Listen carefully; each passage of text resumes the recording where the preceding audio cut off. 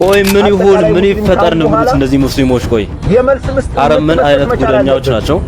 መግደል አለብህ መገደል አለብህ በገዛ ሀገራችን ካልገድክ አይሆንም። ኦርነሳት መቻል አለብህ። አንገቱን መቁረጥ አለብህ። አርግድለት ተመልከቱ እንግዲህ ተመልከቱ። ናቸው ክዘናም ናቸው ወላሂ ሱማ ወላሂ አርግድለት አንገቱን ልትነሳ ይገባል። ከተክርስቲያኑን ታቦቱ ልታጋጅለት ይገባል። እንግዲህ ውድ ቤተሰቦቼ ወቅታዊ ጉዳይ እንደምታውቁት እጅግ በጣም ከተጠበቀው በላይ እየከረረ መጥቷል። በእውነት በጣም ያስፈራል። ኢትዮጵያ ውስጥ የሃይማኖት ጦርነት እንዳያስነሳ ያሰጋልና ሰቡበት አሊሞቹን በዚህ ጉዳይ ዝም ባይሉ ጥሩ ነው። ወደፊት ይሄ ነገሩ ወደ ጦርነት እንዳያመራ እነሱ ኡስታዞች እያነሱ ያሉት ነገር በጣም እየተጠቀሙት ያለው ኃይለ ቃል ራሱ በጣም ከባድ ነው። አሁን እንደሰማችሁት እና ይህ ነገር ከመክረሩ በፊት በቃ ሊባል ይገባል ብዬ አምናለሁ። ሃይማኖት ተቋማት መግለጫ ሰጥቷል። ሌሎችም እጅግ በጣም ሰበር ቪዲዮዎች አሉ። ውድ ቤተሰቦቼ እኛም እንደ አንድ ኦርቶዶክሳዊ ምን ማድረግ እንዳለብን እንወያያለን። ያሉ ቪዲዮችን አብረን እስከ ፍጻሜ እንከታተላለን። ዲያቆን ኃይለ ሚካኤል ነኝ። ሰብስክራይብ አድርጉ። ይህ ወቅታዊ መረጃ ብዙዎች ጋር እንዲደርስ ሼር አድርጉ። ፎይ በሰላም መኖር ከፈለክ አርፈ ተቀመጥ፣ አፍህን ዝጋ። ምክንያቱም አንተ የምታነሳቸውን ጥያቄዎች እኛ መመለስ አንችልም። ከአቅማችን በላይ የሆነ ጥያቄ እየጠየክ ነው። የኛ ምስጢር እያጋለጥክ ነው። እውነት ነው። እኛ መመለስ የማንችላቸውን ትልልቅ ከባባድ ጥያቄዎችን እየጠየክ ነው። ካለበለዚያ እንገላሃለን፣ እንደፋሃለን። ይሄ ነው እውነታው። ምክንያቱም መልስ የለንም እያላችሁ ነው። በሱ ላይ እየዛታችሁ ያላችሁ ሰዎች ታውቋቸዋል። ግን መልስ እንደሌላችሁ በግልጽ ነው እየነገራችሁ ነው ያላችሁት። ወይም ደግሞ የሚያነሳው ጥያቄ እውነት ስለመሆኑ እያረጋገጣችሁ ነው። ካልሆነ መልሱለት መልስ እንጂ እሱን በመግደል የምታጠፉት እውነት የለም። እግዚአብሔር ይባርክ ወንድሜ። ይሄ ነው እንግዲህ አጠቃላይ ያለው ነገር ሲጨመቅ ኡስታዝ አቡበከር እጅግ ከማከብራቸውና ጆሮ ሰጥቼ ከምሰማቸው የእስልምና እምነት መምህራን አንዱ ናቸው። በሰሜን ወሎ አቡነ ኤርሚያስ ጥሪን ተከትሎ በሚሊኒየም አዳራሽ የኡስታዝ አቡበከር መግለጫ በጣም አነጋጋሪ ነበር። በዚህ ልክ አሳይተውናል። ለዚህም ለቅ ያለ ምስጋናችንን እኛም አቅርበናል። እንስማው ቪዲዮ። እንደ ሀገር ፈተናዎቻችንን ልንሻገር የምንችለው አንድኛችን ላይ በመጠቆም አይደለም። ዛሬ የበለጠውን የምናልፈው እጅ ለእጅ ተያይዘን ነው። ለዚህ ደግሞ እንደ አንድ የሙስሊም ማህበረሰብ መምህር ከናንተው ጎን ሆኜ ከአባታችን ጋር ሆነን በልማት ስራዎች እንደምናግዝ ይሄንን ሐሳብ ለመስጠት ነው። ዛሬ ለኡስታዝ አቡበከር በጣም በጨዋ ደንብ ጥያቄ መጠየቅ እፈልጋለሁ። ይህ ጥያቄ ደግሞ እነሱ ጋር ይደርስ ዘንድ ደግሞ ሁላችሁም ሼር፣ ኮፒ ሊንክ፣ ሪፖስት እንድታደርጉልኝ። ኡስታዝ አቡበከር በመጅሊሳቸው ተገኝተው መግለጫውን አንብበውልናል። የራሳቸውንም ሐሳብ ሲሰጡ አስተውለናል። ለምሳሌ ይሄንን ቪዲዮ ማለት ነው። ግን ድፍረቱኛን የክርስትና እምነት ተከታይ ወገኖች ቤተ ክህነት እስልምናን ስንሰብክም ስናስተምርም ሰዎች አምነውበት እንዲመጡ እንጂ ሰዎችን አስገድደን እንድናዝ የታዘዝንበት ዲን አይደለም። አድርገንም አናውቅ። በንግግራቸው ላይ እንደሰማችኋቸው አድርገን አናውቅም ነው ያሉት። ይህ መሐመድ ኢሳ የተባለ በአፉ የሚጸዳዳ ግለሰብ ላለፉት አመታት ምን እያለ ሲያስተምር ሲሰብክ እንደነበረ ስሙት። ይህ ለታሪክ ይቀመጥ። ኦርቶዶክሳዊ ሼር አድርግ። ቤተክርስቲያን ይሰራልን እንዲህ አይነት ቤተክርስቲያን የኦርቶዶክስ ተዋህዶ እየተባለ ታቦት እየገባ የሚቀመጥበት ሁሉ ለመተትና ለድግምት ለጥንቆላ ነው ማለት ነው። እሽሩሩ ማሙሽሩሩ ብላ አምላክን አሳደገችው ትላለህ እንዴ? ኢየሱስ ክርስቶስ አይታችሁ እንዴት እንደሚያላግጡ እንደዚህ አይነት እንዴት እንደ አፋቸው እንደሚያላቅቁ አይነት ህይወት አትኑሩ። ከእንዲህ አይነቱ ኑሮ ይልቅ መሞት ይሻላችኋል። እናንተ በራሳችሁ ጊዜ ብትጠፉ ይሻላችኋል። እባካችሁ አትቀልዱ። ሕፃን ተብሎ ጽንስ ተብሎ ፈጣሪ ጽንስ ተብሏል እየተባለ ነው። ስም አልነበረውም፣ ሰዎች ስም አወጡለት። ለማን ለፈታ ከኋላ የመጣ አይናውጣ አይሆንም። ከዚህ በላይ ድፍረት አለ? ከዚህ በላይ ንቀት አለ? ከዚህ በላይ ጸብን መዝራት አለ? ከዚህ በላይ ግጭትን መጥመቅ አለ ወይ? ይሄንን እንዴት ነው የሚመለከቱት? ይሄንን እንዴት ነው የሚያዩት? እንግዲህ ይህ የሁላችንም ጥያቄ ነው። ወንድማችን ባለበት እግዚአብሔር ይጠብቅ። ኢየሱስ ክርስቶስን ሲሰድቡ ሲያንቋሽሹ ምንም ችግር የለም። እነሱ እንደፈለጉት ሲዘረጥጡ ምንም ችግር የለም። ነገር ግን እኛ ጥያቄ መጠየቅ ስንጀምር እኛም ለነሱ ሪያክት ማድረግ ስንጀምር ያኔ ግደሏቸው፣ ስቀሏቸው፣ እንዲያድርጓቸው፣ ቁረጧቸው አይነት ነገር ስለሆነ ይሄ የተሸናፊነት ምልክት ነው። መልስ ካላችሁ በስርዓት መመለስ ነው። ስለ ኢየሱስ ክርስቶስ እጅግ በጣም ብዙ ቪዲዮ አለ አጸያፊ ነገር የተናገሩት። ይሄ ኡስታዝ ብቻ አይደለም፣ ሌሎች ህግ ያለበት ሀገር ነው ያለነው። አንዱ ተጠይቆ አንዱ የሚቀርበት ምንም አይነት ምክንያት የለም። ከተጠየቀ ሁሉ ይጠየቃል። የሚገርማችሁ ነገር ውድ ቤተሰቦች ሙስሊሞች ራሱ በዚህ ጉዳይ ከኛ ጋር ሆነው ከኛ ጎን ቆመው ቪዲዮ እየሰሩ ይገኛሉ። እስቲ የነሱን ቪዲዮ አስገራሚ ቪዲዮ እንመልከት። በውስጥ እየተንጫጫችሁ ነው፣ ተንጫጩ። እኔ ግን አሁንም ንጽጽር ላይ ለሚሰሩ ልጆች ጥያቄ አለኝ። ንጽጽር ላይ የምትሰሩ ልጆች ከየት ነው የምትመረቁት? ከየት ነው የምትወጡት? ሳይኮሎጂ ትማራላችሁ ሆይ? አሊሞቹ ያውቋችኋል ሆይ? ከየት ነው የምትወጡት? መሐመድ አብዱ ሰይድ የሚባል ስም ስለያዛችሁ ብቻ ወጣችሁ የሌላውን እምነት የሚተነኩስ ንግግር፣ ዱላ ቀረሽ ንግግር እየተናገራችሁ የሌላው እምነት ሪአክት ሲያደርግ ለዛ እናንተ ኃላፊነት ለምን አትወስዱም? ላለፉት 6 እና 7 ወራት እኔ ከስሩኝ ይሰማችሁ ነበር።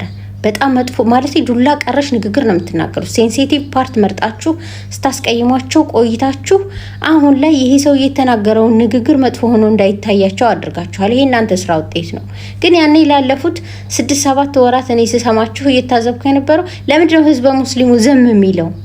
ለምን ዝም አለ? ለምን አጉምጉሞ ለራሱ አውርቶ ለምን ዝም አለ? ያኔ ለምን አልተጮኸም? ከየትኛው ተቋም ነው የምትወጡት?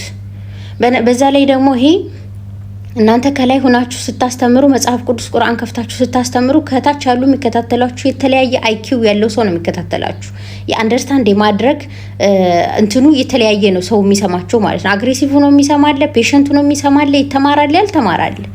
ለእንደዚህ አይነት ሰዎች ትምህርት የሚታቀርቡ ልታድኗቸው ከሆነ ዱላ ቀረሽ ንግግር እየተናገራችሁ በዛ መንገድ አይደለም። ይሄንን እሰቡበት። አሊሞችን በዚህ ጉዳይ ዝም ባይሉ ጥሩ ነው። ወደፊት ይሄ ነገሩ ወደ ጦርነት እንዳያመራ ሀገሪቱ እኮ የራሷ ምስቅልቅል በጣም ብዙ ችግር አለባቸው። አሁን ይሄን ጉዳይ ተጠቅመው ፖለቲከኞች ደግሞ ነገሩን አዙሮ የብሔር ጉዳይ አስይዘው ሀገሪቱን ለመበጥበጥ ቆመው ተነስተዋል። መነሻው ግን የኛ ልጆች ናችሁ። ስለዚህ ኃላፊነታችሁን ውሰዱ።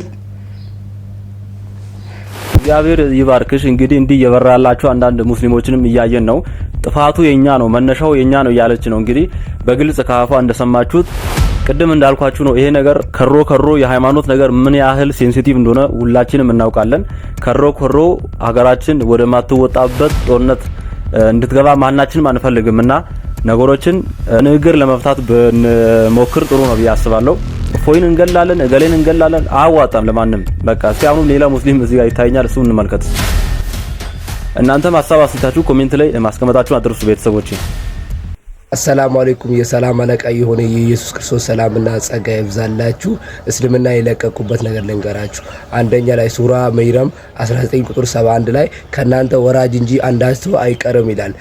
ወራጅ ወደ ገሃነም ነው የሚወርዱት። ሱዱዳቸው እቺ ነገር እስከምትቀር ድረስ ገሃነም ውስጥ ገብቶ አንድ ሙስሊም ተቃጥሎ ጀነት ገባለሁ ብሎ ተስፋን ይዞ ነው የሚሄደውና ሁለተኛ ደግሞ ሱራ 779 ላይ ወለቀዘርና ለጀሃነመን ከቲረ ሚነል ጂን ወልኢንስ ይላል። ከሰዎችም ከጋይኖችም በእርግጥ ለጀሃነም ፈጠረን ይላል። ብዙዎቹም ጋላ ያለምን የፈጠረው ለጀሃነም እንዲገቡ ነው መጽሐፍ ቅዱስ ሲናገር ነው።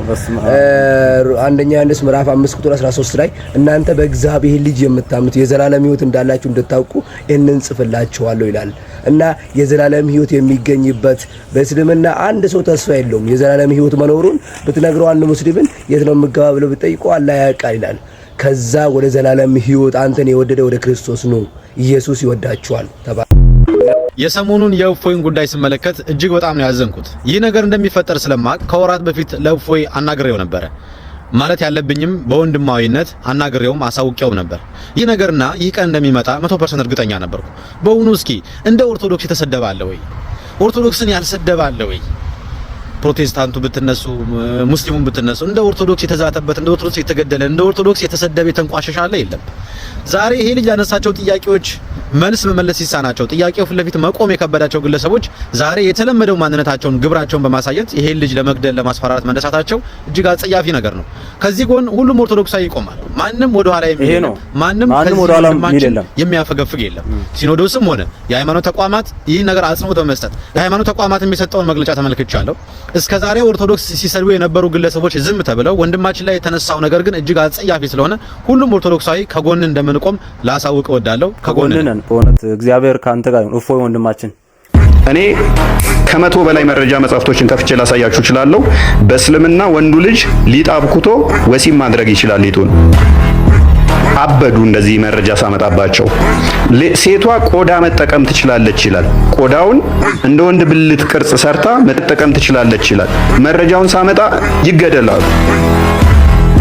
ለምን ትነቁናላችሁ? አስቀድማችሁ አጣሩ። መረጃ ቅድሚያ። እኛ ትክክለኛ መረጃ ነው ያመጣነው ከኪታቦቻችሁ ላይ። አረ እግዚኦ፣ አረ እግዚኦ፣ አረ እግዚኦ፣ አረ እግዚኦ። ምንድነው የምንሰማው? እኔ በህይወቴ እንዲህ አይነት ነገር አሁን እነሱ መጽሐፍ ላይ እንዳለ በፍጹም በጭራሽ አላውቅ ነበር። መብርሃንን እኛ ካነበብን ወይ መጽሐፍ ቅዱስ ወይ የቤተክርስቲያን መጽሐፍተን አንበንቷል እንጂ ቁርአን እኛ ቤት የለም ወይ አናነብም። ይሄ ሁሉ ጉድ ተሸክመው በእውነት ይሄ ሁሉ ለአመታት እንዲህ አይነት አስነዋሪ ነገር ይዘው አሁን ይሄ ስለተገለጠባቸው ነው እንግዲህ ይገደል የሚሉት። ምላሽ ከመስጠት ይልቅ በጣም ያሳፍራል በእውነት። ለሴቶቻቸው በተለይ በጣም አዝናለሁ እኔ። ተመልከቱ ምን እየታቀደ እንዳለ። በሆትነስ ተነስቶ መጮህ በጣም አንድ ማሳሰቢያ የምናገረው ቤተክርስቲያን መቃጠል የለበትም። አንድ ብር ሁለት ብር ለቅመናል እንዴ መስጂድ የምንገነባው? ቤተክርስቲያን መቃጠል የለበትም። መጥፋት ያለበት ኃይል መጥፋት አለበት። ቤተክርስቲያን ምን ይሆናል? መስጂድ ይሆናል። ለምን ይቃጠላል? ስለዚህ ሰዎች አሁን ይሄ ወራቤ ላይ የተነሳው ይሄ የማይሆን ነገር ነው። እንደዚህ ቤተክርስቲያን መቃጠል የለበትም። ድሉ ከኛ ነው፣ እናሸንፋለን። ቤተክርስቲያን ገብርኤል መስጂድ ይሆናል ኢንሻአላህ። ስለዚህ በዚህ ደረጃ ነው አሁን ወጣቶች ነን፣ ሰከን ብለን ወደ ጦርነት ነው መግባት ያለብን። አላሁ አክበር፣ አላሁ አክበር። ተሰማችሁት ነው። አላማቸው ምን እንደሆነ እየተረዳችሁ ይመስለኛል። አሁን ግልጽ እየሆነላችሁ ይመስለኛል። ደሴና አካባቢው ለምትኖሩ ስፔሻሊ ወሎ ዙሪያ ማለት ነው የክርስቲያኖችን ማምለኪያ ስፍራዎችን ምን ማድረግ እንደፈለጉ ከዚህ ቀደም እንግዲህ በጅማ በተለያዩ ስፍራዎች ላይ ምን እንደተካሄደ ታውቃላችሁ። በጅጅጋ ሳይቀር ቸርቾችን በማቃጠል ቤተክርስቲያኖችን በማቃጠል አፍርሰን መስጊድ እናደርገዋለን እንደሚሉ ሰምታችኋል በግልጽ። ስለዚህ ኮፒ ሊንክ ሼር ማድረጋችሁን እንዳትረሱ። አይሳካላቸውም፣ መቼም ቢሆን አይሳካላቸውም። እኛ ኦርቶዶክሳውያን በእውነት አንድ ላይ መቆም አለብን። ይሄ በጣም ወሳኝ ጊዜ ነው። ሁላችንም አብረን በህብረት መቆም አለብን። ይህንን ቪዲዮ ብዙዎች ጋር እንዲደርስ ሼር አድርጉ። በቲክቶክም በዋትስአፕም በኢሞም በኢንስታግራም በፈለጋችሁት ሼር አድርጉ። ብዙዎች ጋር እንዲደርስ ላይክ እያደረጋችሁም አብረን እንቁም ባይ ነኝ። በእውነት የነሱን ሐሳባቸው እንዳያችሁት ነው። አባ ገብረ ኪዳን እስልምና የበቀለ ከመሐመድ ነው። መሐመድ ሙቷል፣ የሚሞት ሃይማኖት ነው። ካቶሊክ የበቀለ ከሊዮን ነው። ሊዮን ሙቷል፣ የሚሞት ሃይማኖት ነው። ፍልስፍና የበቀለ ከሞቱት ከሶቅራጥስ ነው፣ ይሞታል። ሳይንስም የበቀለ ከኒው ከሞቱት ነው፣ ይሞታል። ሃይማኖት ግን ከክርስቶስ የበቀለ ነው። ከደመና ጋር ይመጣል፣ ዓይንም ሁሉ የወጉትም ያዩታል፣ የምድርም ወገኖች ሁሉ ስለርሱ ዋይ ዋይ ይላሉ። ያለውና የነበረው የሚመጣውም ሁሉንም የሚገዛ ጌታ አምላክ አልፋና ኦሜጋ እኔ ነኝ ይላል። I am the Alpha and the Omega, the first and the last, the beginning and the end. አሁን ዛሬ እዚህ መስቀል አደባባይ ላይ አንድ ከውጭ ሀገር የመጣ ሰው እያለ ታውቃላችሁ አይደለም? እንኳን መስቀል አደባባይ ሌላ ሊሰጥ ይችላል። ክርስቲያኖች ሰለቸኝ፣ በዓላችሁ፣ ጉባኤያችሁ የኔ አይደለም። አይገርማችሁም? በኦሮሚያ አሁን እዚህ መስቀል አደባባይ ተሰበሰቡ ምናምን። መጀመሪያ መስቀል አደባባይ እንዳይሰበሰቡ እኮ ማስተማር ነው ያለብን፣ ክርስቲያን ማድረግ ነው ያለብን። ተገቢውን ክርስትና ነው እኮ መስበክ ያለብን። ብዙ ሰው ራሱ እግዚአብሔርን ደስ የሚያሰኝ ቦታ አይገኝም። ይገርማችኋል? ራሱን ደስ የሚያሰኝ ቦታ ነው የሚገኘው። ጉባኤም ከሆነ ለራሱ ደስታ፣ ለራሱ ሳቲስፋክሽን ስታንዳርዱን አይቶ እነማን ይገኛሉ ብሎ እግዚአብሔርን የሚያስደስት ትሁት ቦታ መገኘት አንፈልግም በእውነቱ። አሁን ዛሬ እዚህ መስቀል አደባባይ ላይ አንድ ከውጭ ሀገር የመጣ ሰው እያለ ታውቃላችሁ አይደለም? አሁን ሰው ከበሮው ምናምን እንትኑ ሆነ እንደዚህ ሆነ። አረ መጀመሪያ አንተ የእግዚአብሔሩን ምንም ችግር የለም ከበሮውን። አባቶች ዝምታቸውን ሰብሩ ይላል። እስቲ እንመልከት። ዝም ብሎ ፍረጦ ቁረጦ አዋጣ ይሄን ግለሰብ እፎይ የሚባለውን በተገኘበት ይገደል። እፎይ ከቁርአን ውጪ ተናግሮ ከሆነ በህግ ስር ሆኖ በህግ ይጠየቃል። እንዲሁ በደፈና ፍለጦ ቁረጦ ማለት በህግ ባለበት ሀገር አያዋጣም።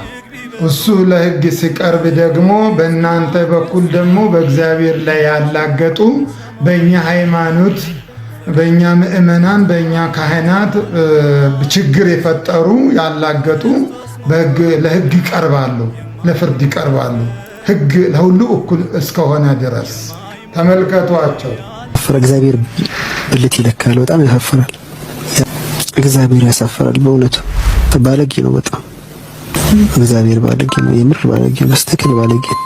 ሰሞኑን ደግሞ ክርስቲያኖች ጠግባቸዋን አንተ የሀያ ተመጋቢ ሊሁላ እነዚህ ቅቤ እየቀቡን ይመስላችኋል? እናንተ ስትሳደቡ ጽድቅ ይመስላችኋል? ስታዋርዱ ጽድቅ ይመስላችኋል? ይሄን ነው እንግዲህ እስካሁን ድረስ ሁላችንም የምንለው። በእውነት እንዲህ ያሉ አባቶችን ይጠብቅልን። እንግዲህ ከቤተ ክርስቲያን ከኢኦቲሲ ምንም የተሰማ ነገር የለም እስካሁን ድረስ። ያው እንደ ሁሉ ጊዜ ማለት ነው። ሁሌም እንዲህ አይነት ነገር ሲፈጠር ዝም እንዳሉ ነው። ለማንኛውም ተዋህዶ ሚዲያ ማዕከል የዘገበውን አይቼ ነበር። እግዚአብሔር ይስጣቸው። እነሱ እንደው ትንሽ ነገር ለማለት ብለዋል። ከዛ ውጪ ኢኦቲሲም ዝም ብሏል። እንዲህ በግል አባቶችም ቲክቶክ ላይ ራሱ እንዲየሰሩ ነው። አባታችንን ይጠብቅልን እስቲ። ከክርስቶስ ፍቅር ማን ይለየን? ክርስቶስ ፍቅር ራብ፣ ስደት፣ መከራ፣ ጭንቀት፣ ፍርሃት፣ ሴፍ ማን ሊለየን ይችላል? ማንም።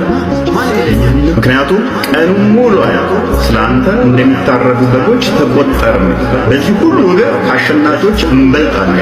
ከፍታ ቢሆን ዝቅታ ቢሆን፣ ኃያላት ቢሆን ግዛት፣ መላእክት ቢሆን ዋሬቨር፣ ማንኛውም ቢሆን፣ ነገስታት ቢሆኑ ፍጥረታት ቢሆን፣ የሚመጣው ቢሆን ያለው ቢሆን ሁሉ ከክርስቶስ ይበልጡ አይደለም። ልክ በዚህ ሰዓት ከቅድስት ቤተክርስቲያናችን ሰበር መረጃ ተሰምቷል። ይህንን መረጃ ሼር፣ ኮፒ ሊንክ በማድረግ ለብዙዎች በማድረስ አንድነታችንን እንድናሳይ ጠይቃችኋለሁ። እንግዲህ ከቅድስት ቤተክርስቲያናችን የሚዲያ ልሳኖች መካከል የሆነው ተዋህዶ ሚዲያ ማዕከል የምዕመናንን ድምፅ ለመጀመሪያ ጊዜ በእንዲህ አይነት መልኩ አስተጋብቷል። ይገደል፣ ይቃጠል እንዲሁም ደግሞ ጂሃድ የመሳሰሉ ነገሮችና የቅድስት ቤተክርስቲያንን ክብር የሚነኩ የጥላቻ ንግግሮች እንዲቆሙም ጭምር ጠይቋል። ይህንን ታዲያ ድምፅ አባቶችም ጭምር አስተጋብተው እንደምትነግሩንና እንደምታበስሩን ተስፋ አለኝ። ኦርቶዶክሳዊ የሆነ ትስስራችንን በደንብ አጠናክረን የተጋረጠውን እንዲህ ያለውን የቤተ ክርስቲያን ጥላቻና የኦርቶዶክሳውያንን ጉዳት በጋራ እንደምንከላከል ተስፋ አለኝ። እንዲህ ባለ መንገድ ደግሞ ኦርቶዶክሳዊ የሆነ አባትነታቸውን ያለዩ ሊቀ ሊቃውንት ስሙር አላምረው እፎይን በመከላከል በእፎይ ላይ የተቃጣው ድርጊትም ጭምር እንዲቆም ጠንከር ያለ ጽሑፍን አስነብበዋል።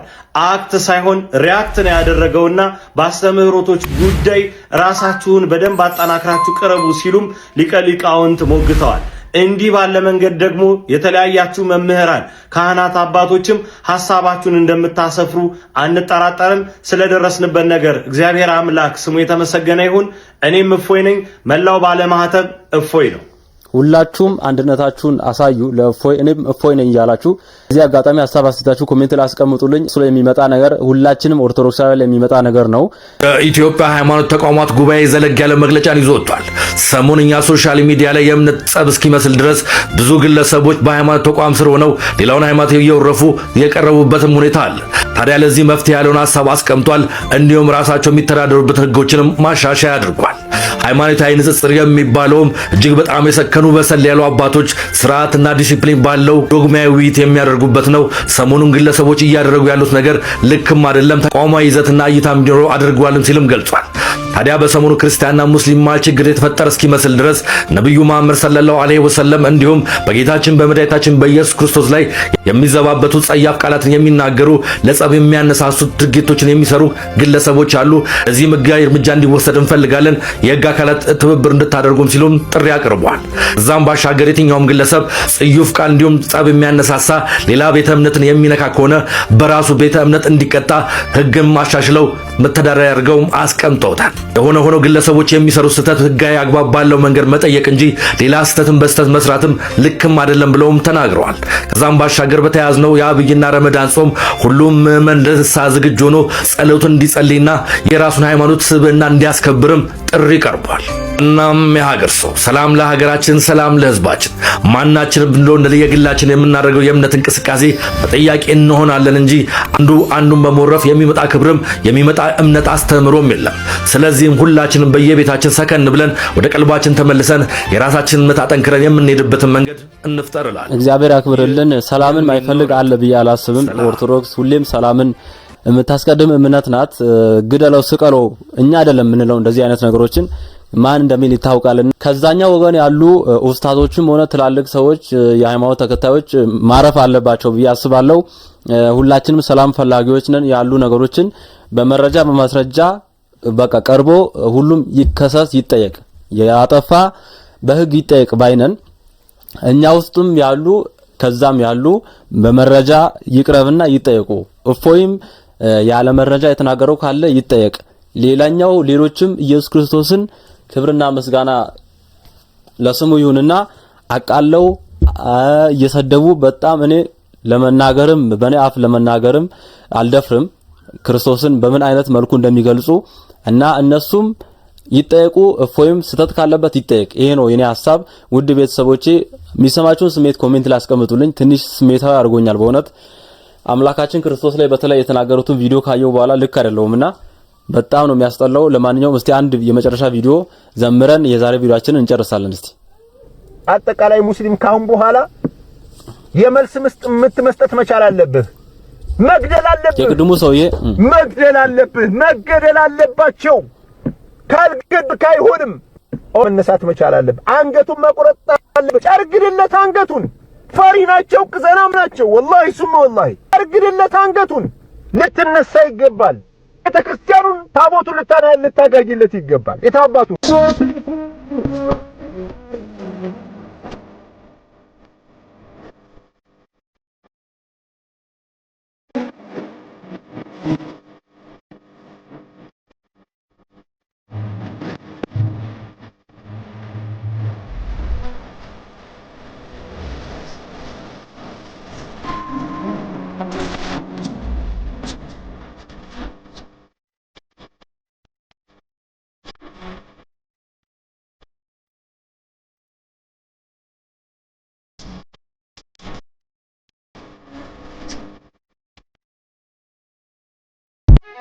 አትፈርስም አትጠፋም። ክርስቶስ መድኃኔዓለም ነው በደሙ መሰረታት ብዙ ፈተናዎችን አልፋ የመጣች ቤተክርስቲያን ናት። ታቦቱን አቃጥለው ጨርግድለት አንገቱን ቁረጠው፣ ግደለው፣ ስቀለው። በስማ የነሱ በቃ እምነታቸው ይሄ ነው ማለት ነው። አረ በስማ ምን አይነት ሃይማኖት ነው ግን ሰው ግደል የሚል? ይሄ እኮ በምድራዊ ራሱ እኮ ወንጀል እኮ ነው። ተው መንፈሳዊ ነገር የኛንም መጽሐፍ ቅዱስ ሊረተው እንደ ሰባዊ ራሱ የትም ሀገር እኮ ሰው መግደል እኮ ወንጀል ነው። በቃ ይሄ ከሰው ባህሪ ውጪ የሆነ ነገር ነውና ግደሉ፣ ስቀሉ የነሱ መለያ ነው። ለማንኛውም እግዚአብሔር ቀጥተኛይቱ መንገድ ይምራቸው። ከዛ አልፎ ከመጡ እኛም ወደ ኋላ አለን። ማንንም ይፈራ የለም። ፈሪዎች ናቸው፣ ሽንታሞች ናቸው ብሏል። ያኔ ስትመጣ እናይለን፣ ቤተክርስቲያን እንገናኝ። ለማንኛውም ሰላም ይሻለናል የሚል መልእክት ነው እኔም ሁሌ ማስቀድመው። ሐሳብ አስተያየታችሁ ኮሜንት ላይ አስቀምጡልኝ። ውድ ቤተሰቦቼ ዛሬ ቪዲዮ ይህንን ይመስል ነበር። ዲያቆን ኃይለ ሚካኤል ነኝ። ቪዲዮን ብዙዎች ጋር እንዲደርስ ሼር አድርጉ። ስለነበረን ጊዜ አመሰግናለሁ። ለሀገራችንም ለቤተክርስቲያናችንም ለሁላችንም መድኃኔዓለም አምላካችን ሰላሙን ያድለን። ጾሙን አስፈጽሞ ለብርሃነ ትንሣኤው በሰላም በፍቅር ያድርሰን። አመሰግናለሁ። ደህና ሁኑልኝ፣ ደህና ቆዩልኝ።